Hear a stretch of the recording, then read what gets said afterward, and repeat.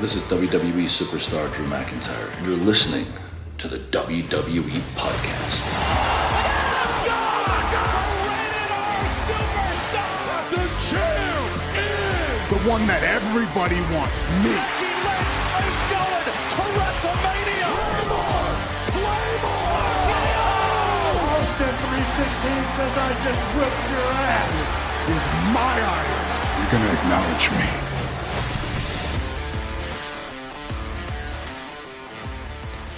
Welcome to the Monday Night Raw review, everybody, here on this Tuesday, the 20th day of May, 2025, as really devastating Raw has come and gone. And by devastating, you probably know that I'm talking about Zoey Stark and the injury that she suffered during her tag team match, which was just brutal. If you slow it down, it gets worse. The knee injury that she suffered is, it's one of those... It's one of those that it's hard to look away, but you can't not stare. And again, I'd really advise in slow motion that you watch it or don't, depending on your squeamishness. It's pretty damn brutal. I'm looking for the current diagnosis, but it just seems to be pretty general right now that it's just a, quote, serious knee injury. Well, no kidding, right? Look what happened. There can't not be. And the way that she grabbed her knee, this is not a work. This is not any part of the story. There are still some people that believe it could be. It's not. And we wish Zoey a speedy recovery. And, I know it's an overly used phrase nowadays, but this could be a blessing in disguise for Zoey. She instantly has true, genuine sympathy from the audience. The average viewing fan, even if you don't normally care about Zoey Stark, you don't really... even pay attention when she's on the screen. You're mildly interested in what she's doing, and that may be overstating it. You now are paying attention. You instantly had sympathy. If you're a human being with a soul, you instantly generated sympathy for somebody that you didn't even care if they came out. Now you have a connection with the fans. Now you have something that you can build on upon your return. I'm not saying it's going to totally change her career and she's going to be at the top of the division, but I think fans will recognize her when she comes back as someone that they had sympathy for, that they connected with. We all can connect with somebody who is going through pain, even if it's not a knee injury. Most of us can't relate to the actual injuries Zoey Stark suffered, but rather just categorically pain. And not being able to do something you love because of whatever pain you're experiencing, and seeing Zoey Stark get injured is rough. Luckily it's nothing life-threatening. It's not her neck or something else. That's great. If you're going to choose an injury, a knee isn't the worst thing, but certainly painful, and it could end up creating a genuine connection with the fans. It already has. So we'll see how long she's out. It could be 3 months, 6 months, 12 months. Don't know. We don't know this extent. Could be the ACL, MCL. It could be more. Don't know. We'll get an official diagnosis in the coming days if you don't already have that by the time you're listening to this. But I think the best way to look at this, the best lens to look at this through, if you're WWE, and even more so if you're Zoey Stark herself, this is an opportunity. You just got more sympathy from fans in a moment than you did in how many years in being in the company. Because it's real. It's genuine. Amazing, right? When something's real and genuine, fans instantly connect. They know it's not BS. And now you can turn something devastating into something positive. Because what you can do, and maybe if you're Zoey Stark, you can talk to those powers that be in the company of, hey, here's the diagnosis, 6, 8, 12 months, whatever it is. As we get closer, I would really like to capitalize on this injury by having quick vignettes about my return, about my recovery, about the surgery, about my physical therapy, the pain I'm going through. So when I come back, I can really just grab hold of that sympathy that fans will have for me, and I can ride it as long as it'll go. Because if you take fans on that journey through those videos, they're going to relate to that. Who can't relate to something like that? Again, not the exact scenario, but you can all relate to that in some way, if not just as a fellow human being. So I really think that they have an opportunity here. Now, does WWE or Zoey Stark push for that? Hopefully. I could see them also doing absolutely nothing, and then she's a surprise entrant in the 2026 Royal Rumble. A surprise return, and we're all going, oh, that's right, I forgot she got injured. Oh, that's right, cool. Oh, she's back. Next. No.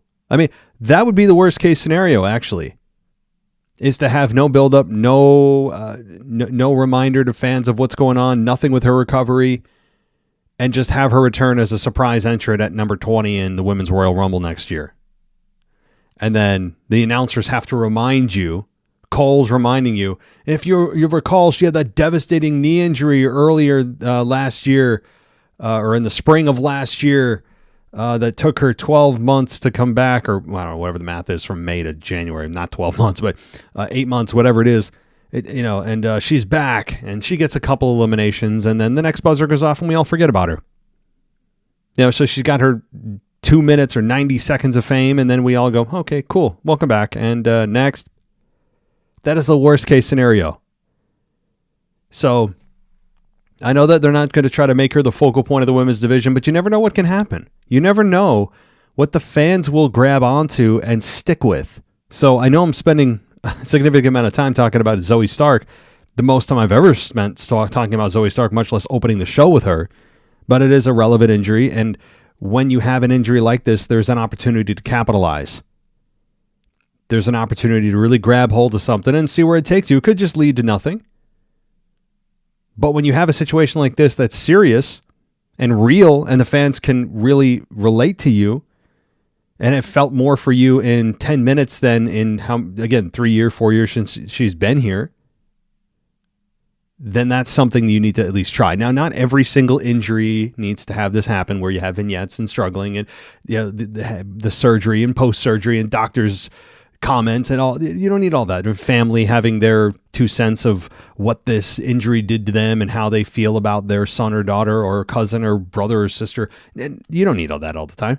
I'm just saying, this is an opportunity for Zoey. And we'll see what they do. But more to talk about here as Saturday night's main event comes to us in just a few days. Saturday the 24th. We've got a prediction show coming for you, even though it's, again, kind of an in-between PLE. Nothing significant could come from it, although I do see a potential here. Heel turn or two in there. Maybe a Sami Zayn turn. I've been a little bit weary of Sami Zayn's body language as of late. His hesitations, his stares. I know that the fans love Sami, but I could definitely see Sami Zayn turning on Punk and joining Seth's group. Now, I do still believe Bronson Reed is a perfect fit, but I do see Sami Zayn as a contender to turn. But we'll get more into that when the prediction show comes to you on Friday. So let's get into Monday Night Raw. Actually, before we do, I want to welcome you to the show, but also give you an opportunity to go ad-free and get a 1-week free trial of everything ad-free. Patreon.com/WWE podcast is the place to go. And also on Apple Podcasts is a great place for your ad-free content. There's an ad-free button there. And on Spotify, we offer ad-free content as well. So check us out. All right, let's go into Monday Night Raw. We're going to start here with Logan Paul coming out, and we were assured that Logan Paul was going to quote unquote cook here. He's going to cook. He's gonna whip up some food and cook for us. Yes, I know what cook means. I'm just being an old timer. So Paul welcomed fans to Raw because, of course, everyone has to. I still think that's one of the dumbest things that WWE does is whoever comes out. Imagine Stone Cold Steve Austin back in the day coming out, and instead of talking about what's important to him, his character, his storyline, he has to toe the company line and welcome fans to Monday Night Raw. As if that's the most important thing on his mind is, playing announcer. It's stupid. There's no need to do that. I continue to say it's stupid until damn it, the company listens to me. It's such a simple thing. Just don't do it. Don't do it. But he said it's a fact he'll beat Jey Uso on Saturday and will be the new world champion when he appears on next week's Raw. He barked at the crowd and, for chanting yeet, and said it's a fact that Jey can't handle the weight of being champion. And said the biggest fact of all is he's knocked out Jey 3 times, and he started to say that he would knock out Jey again on Saturday and become the new world champion, but he was interrupted by Gunther. And he said Paul seemed very confident about beating the man who beat Gunther for the world title, and he assumed that Paul believes he can beat him. Gunther praised Paul as a self-created social media star who built his own empire and said that there are things he can learn from Paul, who boasted that Gunther was right, and Gunther stopped him and said that Paul winning the championship would be great for business. And Logan asked, who knew Gunther knew business? Gunther said it's business to Paul, whereas it's very personal for him. Gunther spoke of beating Jey to regain the championship and said he would feel disrespected if Paul took that away from him. And Gunther said he sees no heart when he looks in Paul's eyes. And Gunther said if he and Paul meet for the title on June 9th, he'll eat Paul alive. It would have had more weight if Gunther wasn't beating up announcers and losing to Jey Uso at WrestleMania in a record tap-out time. That would certainly help, but what do I know? Gunther just needs to be rebuilt a bit. I hate saying that because he should be nowhere near the point of being rebuilt. He's not a legacy star in the backside of his career. He's a guy that is one of the faces of the company. He's the embodiment of a throwback wrestler. He's the embodiment of what wrestling used to feel and look like. I think that's why a lot of fans gravitate to him. They may not cheer him, but they respect him. And people pay attention when they see him. Because he is the perfect symbol of what a wrestler, in a lot of people's eyes, well, not a lot, but in a lot of people's eyes, what a wrestler should be and act like and look like is Gunther. He is all about respect.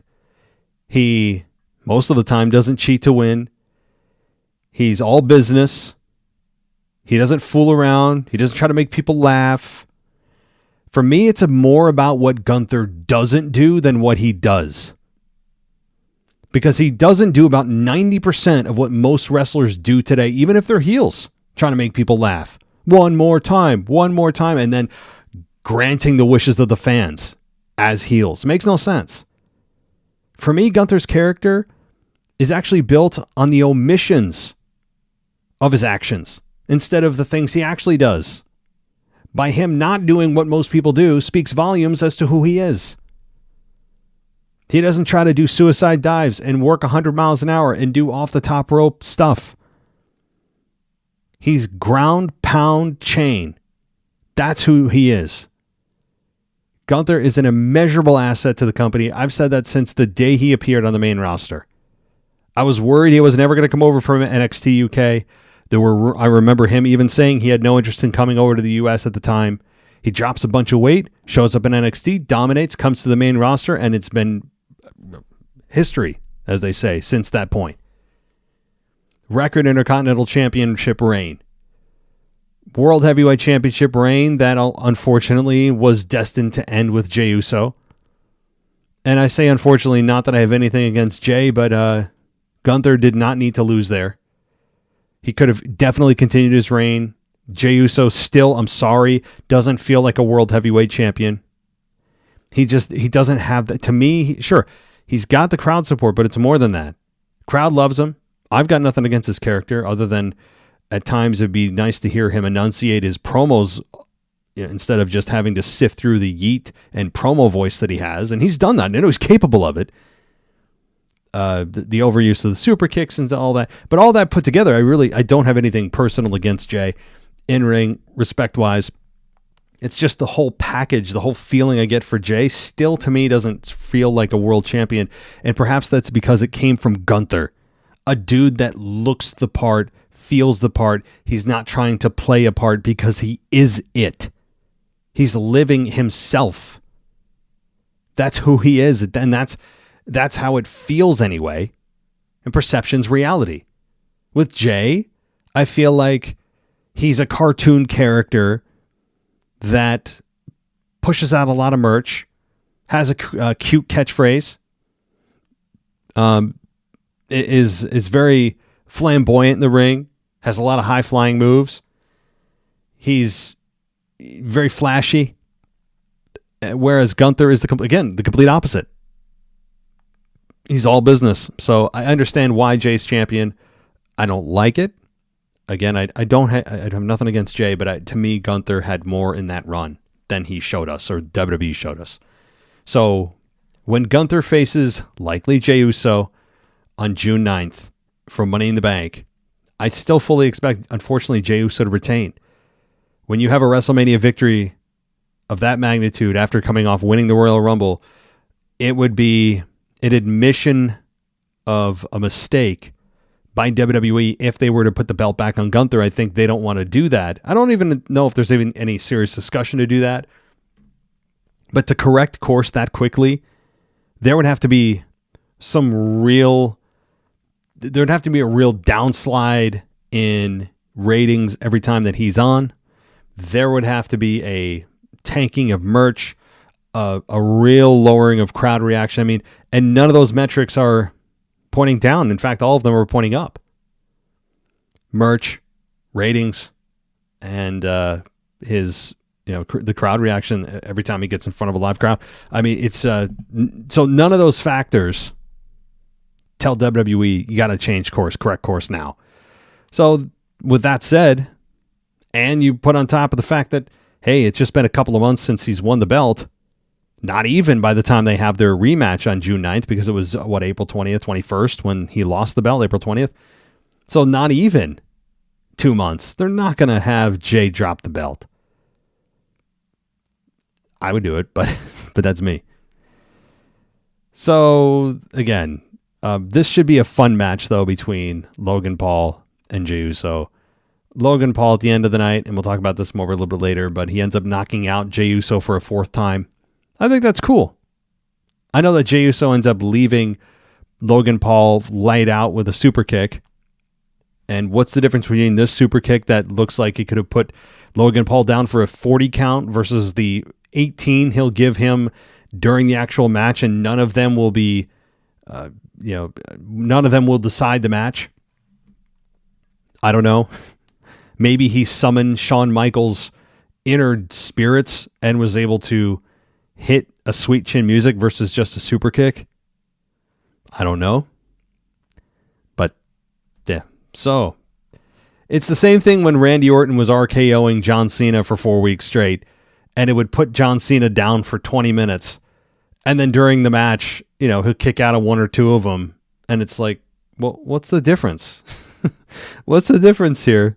It's, and that's what happened with Jey Uso. That may be the longest anyone's been down from a super kick from Jey Uso in the probably 57,000 super kicks he's delivered in his career. That may be the single one caught on camera where they were down the longest.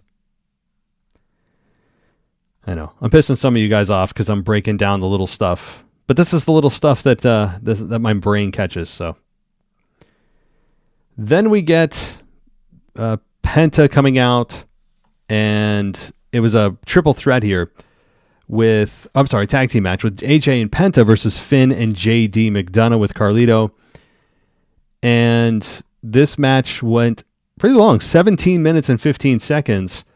The finish, though, was a Grande Americano showing up in the crowd. He grabs Penta from behind and he headbutted him in the back of Penta's head, while Cole accused him of having his metal plate he puts in his head. And once Penta was back in the ring, Balor hit him with the coup de grace and got the victory. Enjoyed the tag team match. Enjoyed the hell out of it. These four men are, polished performers. They can put on a match for 45 minutes, and I don't think many of us would get bored. In fact, I think a 45-minute match would be something that would be I don't know who could pull it off, or rather, not even who could pull it off. Who WWE would have the faith in to pull off an Iron Man match? And that's a hell of a question. Do you guys think we will ever again see an Iron Man match? A true 60-minute Iron Man match? Do you think we'll ever see it again? Where that match, whatever it is or whoever it is, takes up an hour of a PLE. It could happen on a televised event, but you save something like that for a PLE for sure. It wouldn't happen at a WrestleMania. You can't suck up that much time for one match. It would happen on a B-level PLE. It could happen, again, on a Money in the Bank, or it could happen at like a No Way Out or something like that. Elimination Chamber, I guess. But do you think we'll ever see it again? I hope we do. The 60-minute Iron Man match would be, again, given the right opponents, be awesome. Bring it on. It's just, you got to find the right guys on the right rivalry to be able to do it and be able to hold the crowd's attention for 60 minutes. I think the last one I saw might have been, was it Kurt Angle involved? Because my first instinct is to go to Triple H versus The Rock at Judgment Day 2000 when The Undertaker first returned as the American Badass. But I know there's been more since then. Not many, but some. Not 30-minute. There's been 30-minute Iron Man matches. I'm talking a true 60-minute Iron Man match. I don't even know the last one. I think it was with Kurt Angle and someone in the mid-2000s, if I'm not mistaken. Actually, I just Googled it. I don't want to ruin it for you. You guys ready? I had the last 3 Iron Man matches, true 60 minutes. So the one before The Rock and Triple H at Judgment Day 2000 was Shawn Michaels, Bret Hart at WrestleMania 12. Shawn Michaels won the WWF Championship in a classic match. That see Cole, or whoever claimed it was an instant classic. Instant classics are determined after the fact and by longevity. Okay, not longevity of the match, but longevity of the perception of the match by fans. However, Shawn Michaels, Bret Hart at WrestleMania 12, then Triple H, Rock at Judgment Day 2000. And the last one was nearly 22 years ago on September 18th, 2003, Brock Lesnar versus Kurt Angle. So I was right. I just wasn't sure if it was Brock. I knew Kurt was in part of it. And Lesnar won the WWE Championship on September 18th, 2003. 22 years. I think it's time we bring it back. I mean, I don't want one every year. I don't want one every 5 years. But it's been 22 years. You could market the hell out of that. Now, the biggest problem WWE would have, and the biggest argument against it is, well, our crowd doesn't have the attention for that. Oh, they're going to get bored. Well, then they don't like wrestling, because that to me tells me that you don't think that having that much wrestling on a wrestling show is good. Now, watching two guys wrestle for 60 minutes, you're going to have downtime. You're going to have periods where they're in a reverse chin lock. Yeah, not every second of it can be a pin into a reversal, into a finish, into a high spot, into a reversal, into a submission. No, the pacing of the match is going to have to be very much up and down. Depending on who the opponents are, will depend on how the ebb and flow of the match goes. But I know I didn't expect to talk about an Iron Man match here. I don't even know where the hell I got that from. But 22 years since an Iron Man match, it's due. There's more of an argument for it than there is against it.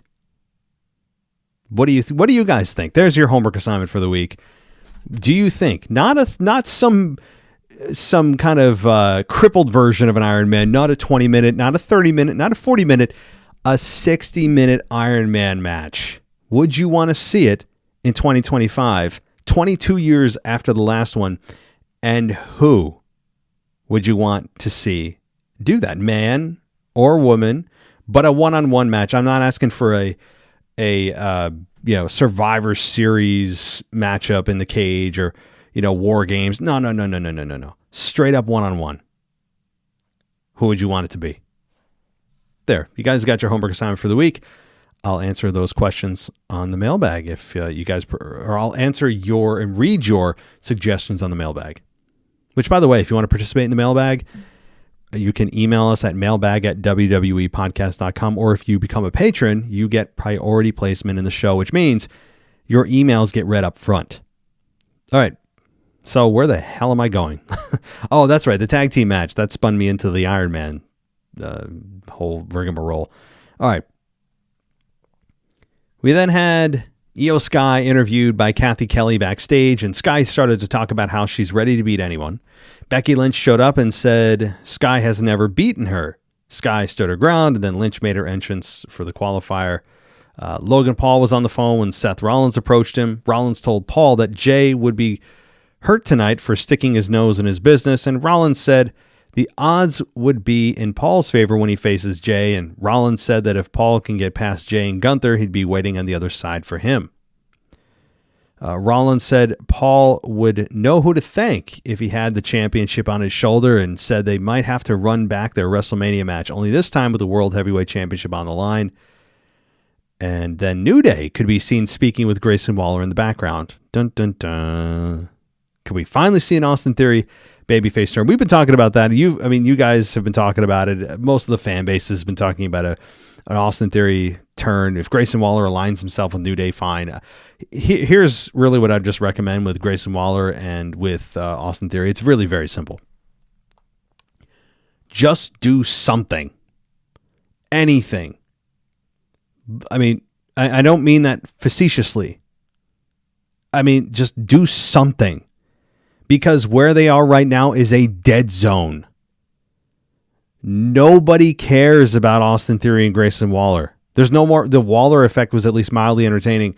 There was a little bit of momentum for Austin Theory at one point. Remember, he was Vince McMahon's chosen one. And people started to really buy in. I even was starting to buy in. And then he beat John Cena and then fell off the face of the earth. Literally since that moment. So I'm being like, do anything. Turn Austin Theory heel. And make Grayson Waller babyface. Make Austin Theory babyface and turn Waller heel, as many expect. Just do something. Because this is a career-killing place that they're both in. They're in no man's land. Get them out. Just do anything. All right. So then we have Becky Lynch versus Roxanne versus Natalya in a triple threat qualifier for the women's Money in the Bank. And I enjoyed this match. I really did. I thought this was a really high effort match. And was it PLE quality? I mean, yes, it could be. I mean, you could have made this a PLE, maybe not a main event, but certainly a PLE quality match with nearly 15 minutes given. It ends with Roxanne Perez beating Natalya and Becky Lynch in about 15 minutes to qualify. So Roxanne Perez is in. And don't forget, Roxanne Perez also ends up, befriending herself to Judgment Day a little bit later and gives Dom some chicken nuggets and gives Carlito an apple. And Finn is trying to kind of jab the knife in a little bit by, making sure Liv knows that we're trying to bring another female in. And so Finn is kind of backhandedly turning on the Judgment Day by at the same time trying to offer them gifts and bringing somebody new.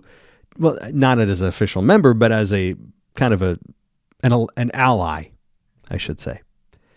But this match was good, by the way. I don't want to disrespect the match and not talk about the finish, because the finish was Natalya, who, yes, she still works here. I thought the same thing.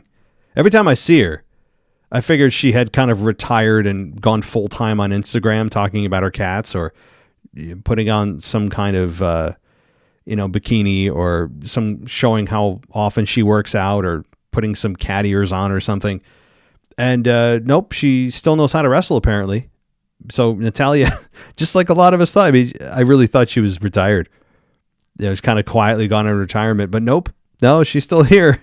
If not a hologram of her worked on Monday night, I'm not sure. But Natalya, or someone that looked like her, held the sharpshooter on Perez, and Lynch returned and hit the manhandle slam on Perez. Valkyria shows up and pulled Lynch to ringside and fought with her, and then Lynch broke free, returned to the ring. Natalya set up for the sharpshooter on Lynch, but Valkyria pulled Lynch to the floor, and Perez hit pop rocks on Natalya, got the victory. So, yeah, you knew that Natalya was there to take the pinfall, as she normally is in any kind of multi-woman match. And it's the right move. Roxanne Perez is on the upside here. Having her be showcased in the Money in the Bank ladder match, even if she doesn't win, is the right move.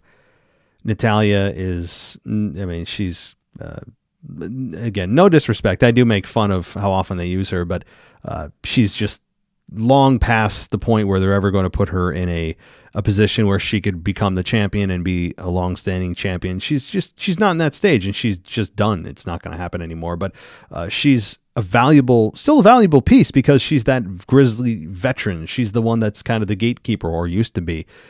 And she's also probably more valuable, honestly, backstage than in the ring, helping the other women, answering questions, mentoring.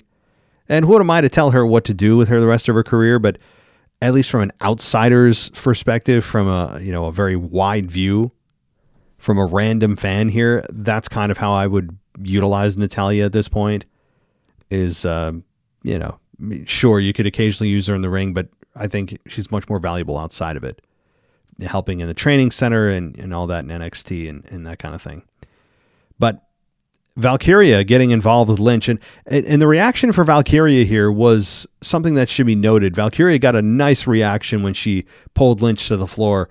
Fans have started to get on board with Valkyria, and that's good, because the last couple of weeks she started to find her voice, her fire, and she retained against Lynch, which most people didn't expect to happen. Most people said, well, if Lynch doesn't win, including myself, where does she go from here?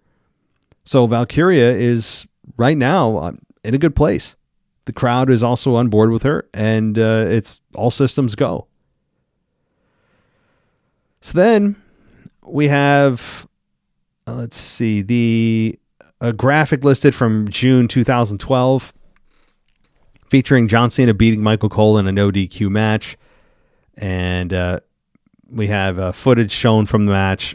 I'd forgotten about it. McAfee did his telestrator bit while pointing out that the strange placement of Cole's calf tattoo. It is weird.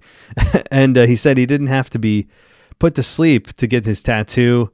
And he also said that it was embarrassing, and not as embarrassing as what Heidenreich did to him. Oh my God. That may be the first time I've heard the name Heidenreich on WWE TV in about 15 years. Does anybody remember Heidenreich? He was around the time of Mordecai, maybe even Jimmy Wang Yang. That's a name I brought up a few months ago. Or Paul Burchill. I think he was like a pirate or something. Kairi Sane would have been all over him. I'm trying to think some of the random people they've brought in around that time. Yeah, I'm sure there's others. That'd be a good kind of trivia. Is some of the random wrestlers that were there for a short period, but left an impact on you. Nathan Jones, am I in the right era? I think I am. Nathan Jones, who was just great look, but a disaster in the ring. But Heidenreich was also in that same category where Heidenreich had a great look, but he couldn't work a lick. Undertaker did not like working with him. Great Khali also. While Great Khali is a much more nostalgic, I shouldn't say this, I guess maybe nostalgic is the right word, but Great Khali is a legend in his country.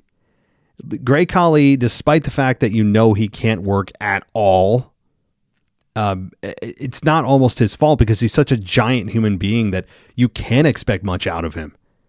He's an attraction, and a limited attraction. So maybe it's not fair to put Khali in that same boat as all the other men that I just mentioned.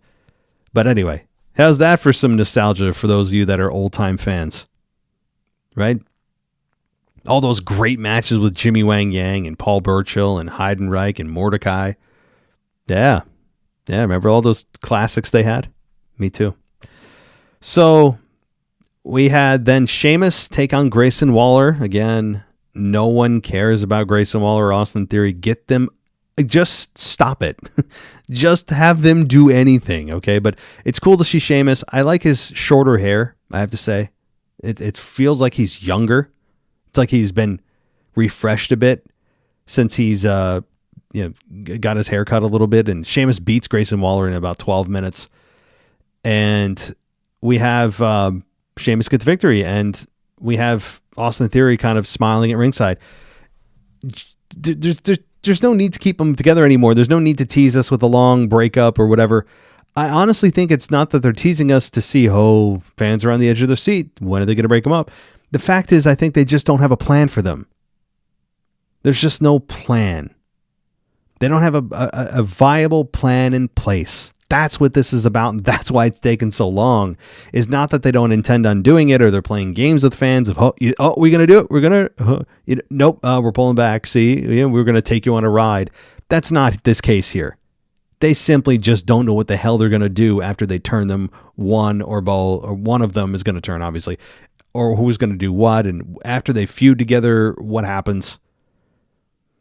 It's like that commercial famously. I mean, this guy's in so many different memes, and where it's an old fisherman and he's holding like $1 on the end of his fishing hook, and somebody's reaching for it. And he's like, "Oh, you almost had it. You almost had it." Right? "Oh, you almost got it." It's that. Everybody knows the commercial I'm talking about. It might be Geico or something, but that's what it is with Grayson Waller and Austin Theory. People are like, okay, well then just do it. I don't know. It's not even going to be a big reaction when it happens, because people have been seeing it coming for about 14 years now.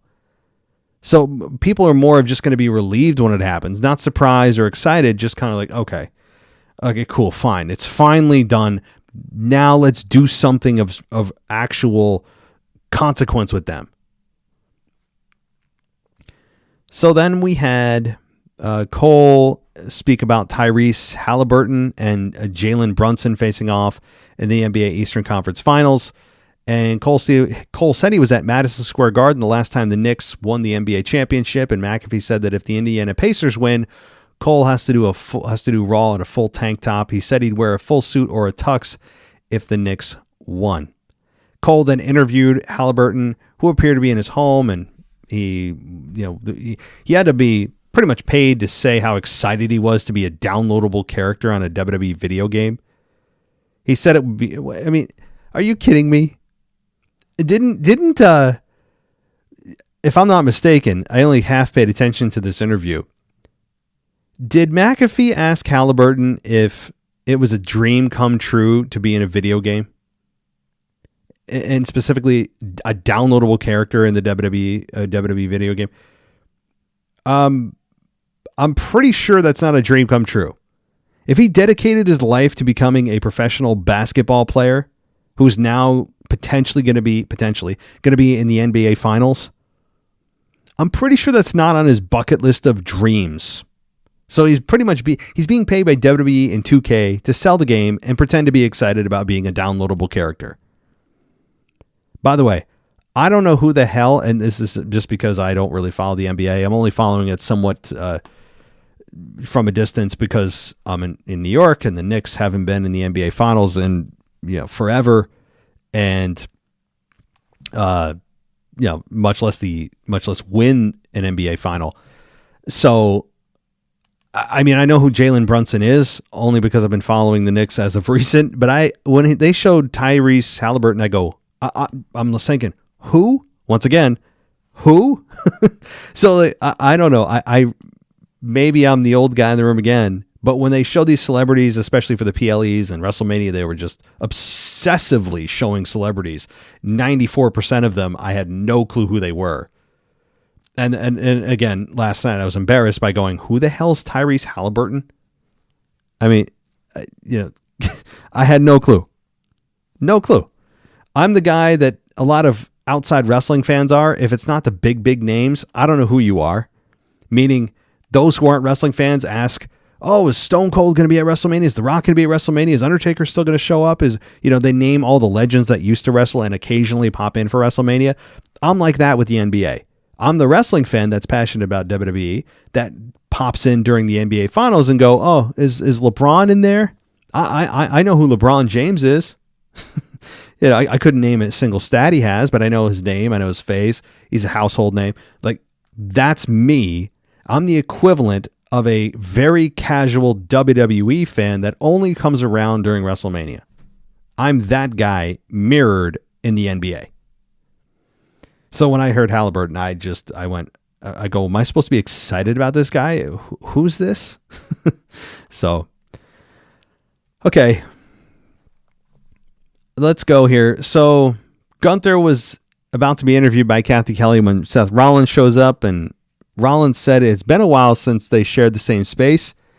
Rollins said he wanted Gunther to know that the work he did with my World Heavyweight Championship was pretty good, and Gunther said he heard about the long-term plan that Paul Heyman mentioned. Gunther said he is the real future. Rollins said he would cut the crap. He said he came with professional courtesy for someone he thought he had respect for. And then he said that if Gunther wins the title, he'll be treated no differently than anyone else and will make himself a target. Gunther said he was eagerly awaiting it. So a little bit of, kind of uncertainty here, which I like in the World Heavyweight Championship scene. You have Logan Paul and Jey Uso. The winner of that match, which is, let's be honest, probably going to be Jey, taking on Gunther at the next event, Money in the Bank, which is 2 weeks after the Saturday Night Main Event. Then you have Rollins now poking his head in the picture here. Is Rollins going to chase Gunther and or insert himself into the Jey versus Gunther proposed matchup, making it a triple threat? Perhaps. It could be Jey versus Gunther versus Rollins in the Money in the Bank event. Or Seth could win the briefcase. I mean, lots of scenarios, but I like how they're adding more than just one or two players here. They're really making you think about all the moving pieces here. So, Rhea Ripley, Kairi Sane, Zoey Stark in a triple threat qualifier for the women's Money in the Bank match. Again, this is really overshadowed. Even though Rhea Ripley won here and defeated Kairi Sane in 10 minutes to qualify, the real story and that people are talking about, really coming out of Raw in general, is the Zoey Stark injury, which we talked about at length to open the show, so I won't rehash it. But Rhea Ripley did win, and she is right now a favorite to win the Money in the Bank. But I always caution people when they say that babyfaces are going to win the Money in the Bank, man or woman, because of the nature of the prize you're winning. It doesn't lend itself at all to a babyface in any respect, because you have to take advantage of the champion when they're at their most vulnerable. That goes in the face of the morals of a babyface. You don't take advantage of champions when they're down. You go face to face. You want them at their full strength so they don't have any excuse. You also don't want to belittle your own title reign by taking advantage of a champion when they are at their weakest, because then when you're carrying the belt, it feels illegitimate. There's lots of things that's going to go in the face of a babyface winning that championship. And as I said a few weeks ago, if you want to make it on the up and up and do what John Cena did at one point, I can't remember what year, when he won the Money in the Bank briefcase, you could give the champion a heads up. Hey, I'm cashing this in at the next PLE. I want my shot. I'm calling my shot. That gives you 2, 3, 4 weeks to prepare, whatever it is. Then that makes you look like a fool, because the point of the briefcase is to nearly guarantee yourself a title victory by taking advantage of a champion when they're at their weakest. So it just, the very nature of the Money in the Bank briefcase screams heel. You can have babyfaces win it. They've won it before. But more often than not, I'd love to look at the percentage. It's heels that win. And they should. So, let's go here. We then have a Rusev promo airing. He said he admired Tozawa's courage. He said he was trying to fix Tozawa and called him an ungrateful little man. He took issue with Tozawa challenging him and told him that now he has a problem. Rusev said Tozawa's ego might get him cheered, but his arrogance will get him slaughtered, and said he will embrace Tozawa's challenge with open arms, and said he would forgive Tozawa's stupidity and forget his existence. So Rusev, this is 2-3 weeks in a row where they just have relegated him to promo videos. Now, that's at least something. The worst case would be that he just is not on TV at all. He feels a little bit like Aleister Black. Since they brought Aleister Black back, they slotted him kind of right back to where he was before he left. And Rusev, while he feels like a more polished version of himself, is kind of in that same boat where he's a big dude that's intense.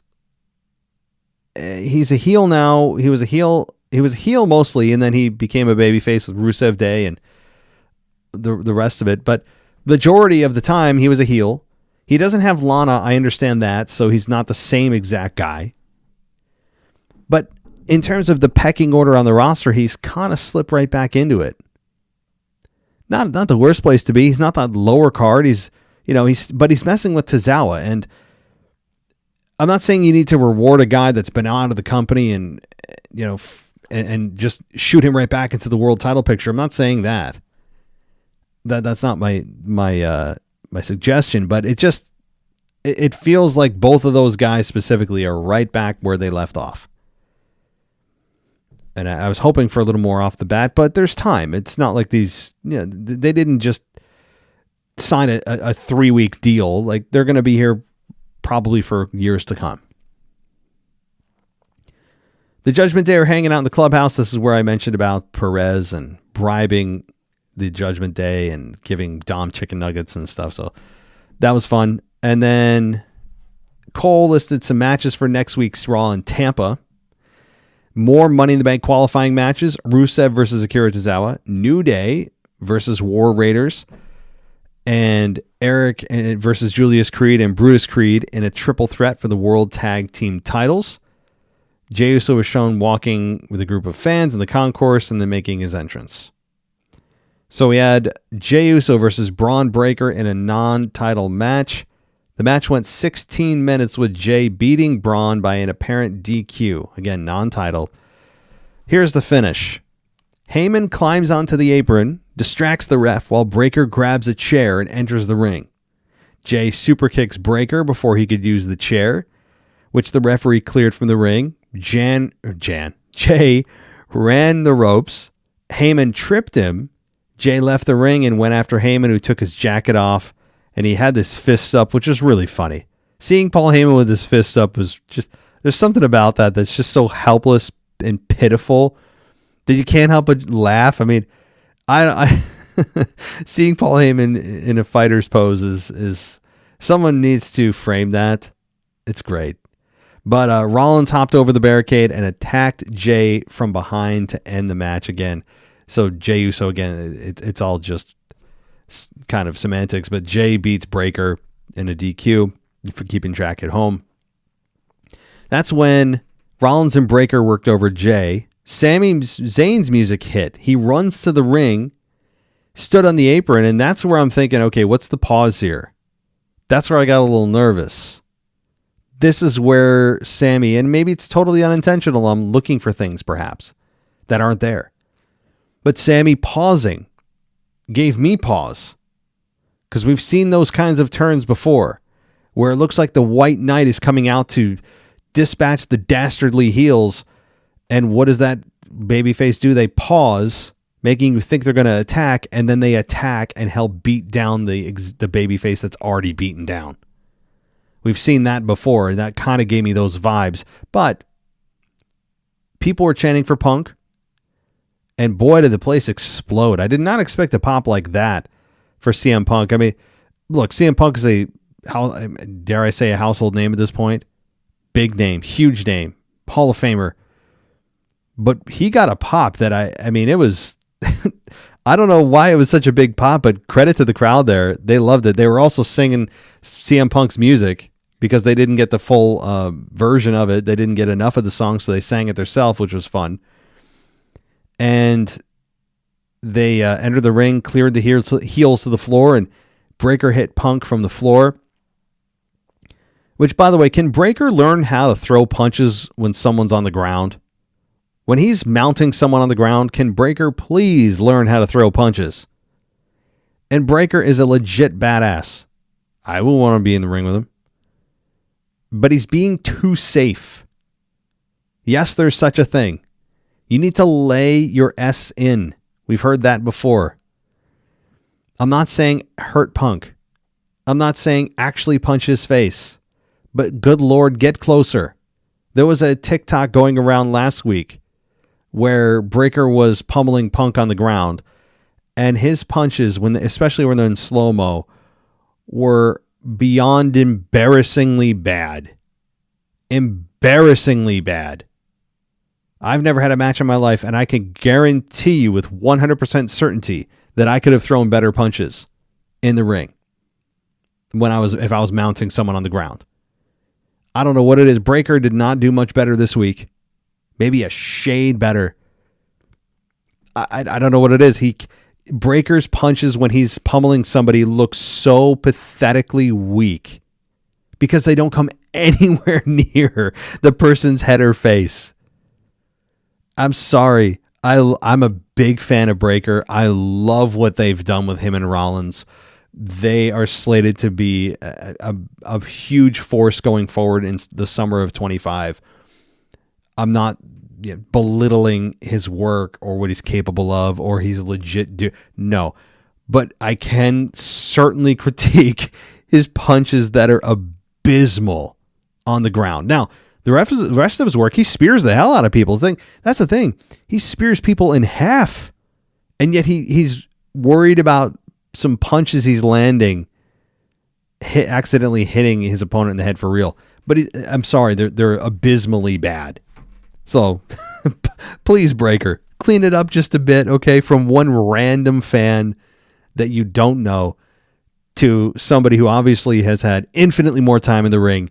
I can look at it. Anybody can look at it and go, bruh, like, clean it up. You're awesome in the ring.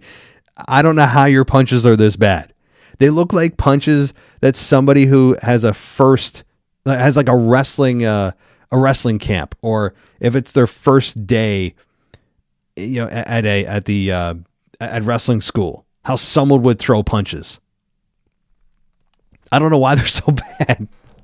I don't know. But other than that, Breakker, I mean, he's a badass.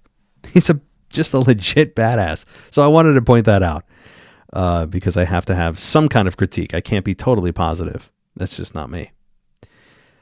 Now, we had, again, both Punk and Zayn teaming together to take out Rollins and Breakker. And then in the ring, the referee gave the belt to Jey. Logan Paul shows up after they all were fighting in the crowd. And Logan Paul drops Jey with a knockout punch, his fourth knockout of Jey. And then Paul smiled as he licked the blood off his teeth. I don't know why he had blood on his teeth, or that was a weird thing. How did Logan Paul have blood on his teeth? Are we supposed to believe that it was from the super kick much earlier in the night? And he just decided to not move and let the blood sit in his mouth so he could have that moment? Like, I don't understand that. Or did he accidentally hit himself on the way to the ring? I don't know what happened there, but it was strange. I go, well, wait, he just showed up. Why does he have blood on his teeth? So that was kind of weird, but the knockout punch was fun because, again, it makes you believe that he can have that one moment. And that's really been Logan Paul's claim to fame, at least in the build to some of his matches. If you remember the Roman Reigns build where he did the same thing, where most people knew that Logan Paul wasn't going to win. It was about just putting Logan Paul on the map and competing with Roman Reigns and how can he handle the pressure and that kind of thing. But the idea was all it's going to take is one punch, one moment, and he knocked out Roman Reigns a couple of times on that build to their match for the championship. And you're thinking, oh my God, okay, maybe. And then he knocked out Roman Reigns in the match, and I forget the rest of it, but obviously he didn't win the championship. So that's kind of the same build here. Same build. And that's fine. I actually enjoyed the fourth knockout of Jey. A good finish. So, good show. Obviously, it was sadly overwhelmed or overshadowed by the Zoey Stark knee injury. Hopefully she's back sooner than later, but let's hope maybe they can capitalize on it, as I keep saying. Make a positive into a negative. Look at me being all wishy-washy. All right, that'll do it for me. I appreciate everybody for listening. If you want to go ad-free, patreon.com/WWE podcast, or go on Apple Podcasts, click that ad-free button. Everywhere you go has a 7-day free trial. If you want to try it before you commit, you can do that. So thanks, everybody. I'll be back on Friday for the preview and prediction show for Saturday Night Main Event, and also the mailbag. So dual show. In between now and then, you'll have your NXT show, you'll have your After Dark show, and maybe another nostalgia show. Thanks, everybody.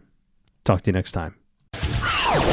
Thanks for listening to the WWE Podcast. Don't forget to subscribe on your favorite podcast app so you don't miss a show, or head to WWEpodcast.com.